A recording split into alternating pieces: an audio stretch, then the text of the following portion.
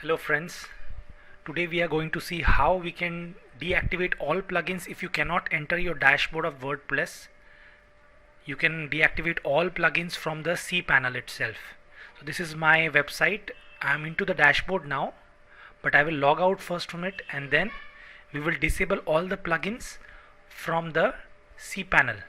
So here I am going to my server where I have my site installed. And now I will go to the WP content folder and the plugins folder. All you have to do is rename the plugins folder as plugins.deactivate, and then all the plugins will be deactivated. So if by chance, if you are not able to log into your dashboard because of some plugin error, now you will be able to log into the dashboard and all the plugins will remain, but they will get deactivated.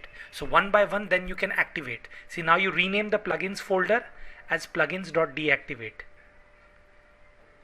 Here I am renaming it. The plugins folder is found in WP content folder.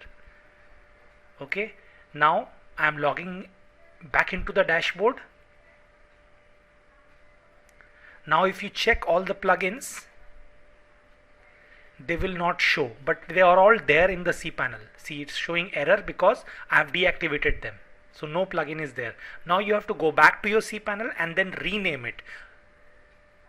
Rename the plugins folder as plugins. That's all. Rename it. So then all the plugins you will be able to see, and then one by one you can activate and find out which plugin is the faulty one.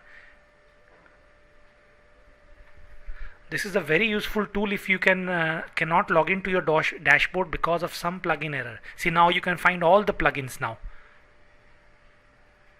They are all deactivated. You can activate them one by one, but I am activating them all at one time because there is no error currently. This was very useful when I was not able to log in once into my site because of some plugin error. It was not allowing me to log into the dashboard. So then I went to the cPanel and then did this step, and I was able to log in back into the dashboard. So hope you find this technique handy. Thank you.